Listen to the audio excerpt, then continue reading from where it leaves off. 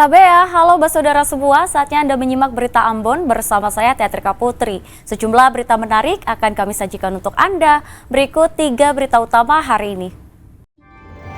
Kembali diguyur hujan deras, permukiman di Halmahera Selatan terendam banjir.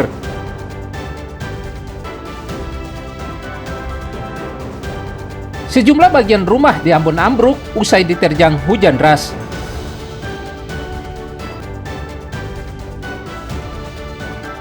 Menjuntai ke tanah, kabel listrik PLN di Ambon mengancam keselamatan warga dan pengendara.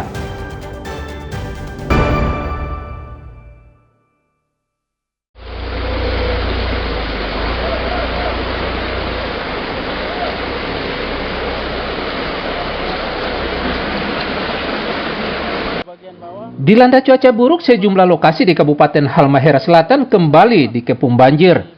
Selain merendam permukiman, banjir juga merendam jalan raya hingga lalu lintas terganggu.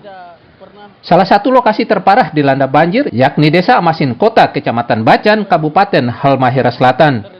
Di sini puluhan rumah terendam banjir setinggi 50 cm sampai 1 meter lebih.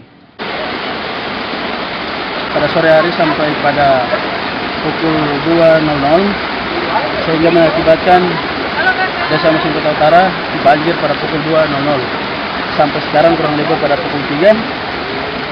Banjir pada malam hari ini berbeda dengan banjir sebelumnya yang biasanya Desa Amasin Kota Utara terendam kurang lebih 2 RT 3 dan 4. Pada malam hari ini RT 1 dan 2 dan juga 3, 4 terendam banjir sehingga seluruh warga Amasin Kota Utara berjaga-jaga dan sebagian telah dievakuasi.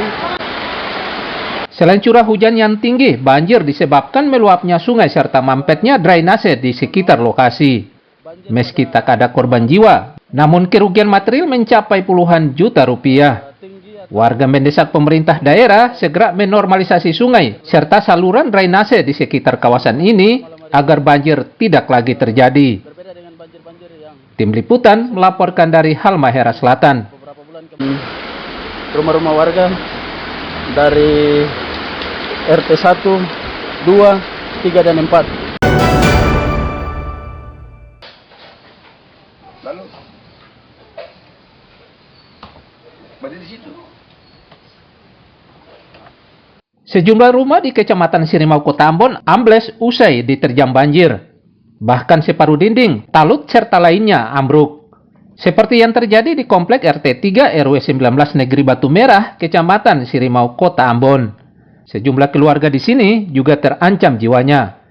Kondisi ini mengakibatkan warga cemas karena khawatir hujan deras kembali menerjang. Jadi ini tidak ada korban? Tidak ada korban, cuma rumah yang ambruk saja sama tali. Talit ya? Iya. Jadi ini sudah mulai ada tahap pengerjaan? Iya, pekerjaan. Dari warga sendiri?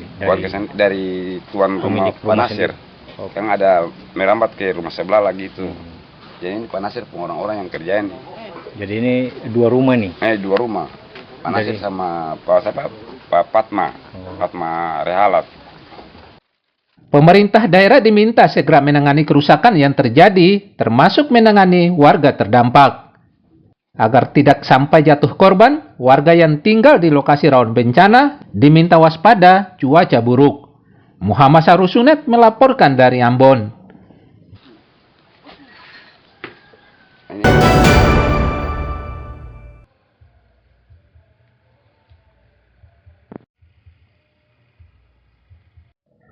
Petani tomat Desa Waihatu, Kecamatan Kairatu Barat, Kabupaten Seram bagian Barat resah. Sebab 1.000 batang tanaman tomatnya kini rusak akibat dampak musim hujan panjang. Tak hanya buahnya yang rusak, daunnya pun layu dan kering. Kondisi ini mengakibatkan petani tomat makin terpuruk, sebab kerugian yang dialami tidak tanggung-tanggung, yakni mencapai jutaan rupiah akibat anjloknya panen tomat. Untuk tanaman tomat mungkin harus rutin fungisida. Iya. Ini layu bakteri karena volume hujannya terlalu tinggi. Kira-kira kalau tomat sebegini, lalu kalau panennya gimana nih untuk hasil panennya? Pasti dampaknya lebih besar. karena penghasilannya makin dikit. Yang tadinya kalau nggak mati kan bisa dapat banyak, tapi karena terlalu banyak yang mati akhirnya hasilnya sedikit. Petani meminta pemerintah memikirkan nasib petani tomat yang terdampak musim hujan panjang agar bisa kembali sejahtera. Tim Liputan melaporkan dari Seram bagian Barat.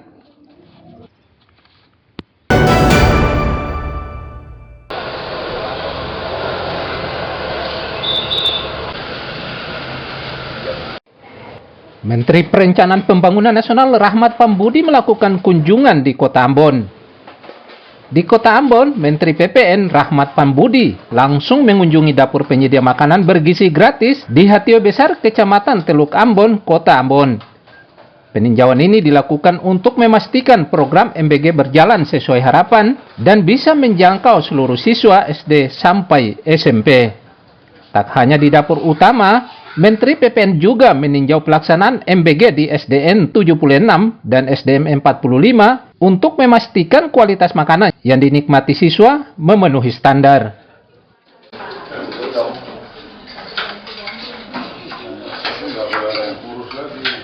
Saya kira adalah salah satu contoh dapur yang baik ya, karena dari sisi kebersihan, higienis dan juga dari kecukupan gizi sudah lengkap. Ada juga mulai dari sumber proteinnya, karbohidratnya, ada buah, kemudian ada susu, dan satu lagi yang menarik adalah tempat cuci tangannya juga tersedia dengan baik, dan juga guru-gurunya juga sangat mendukung ada program makan bergizi.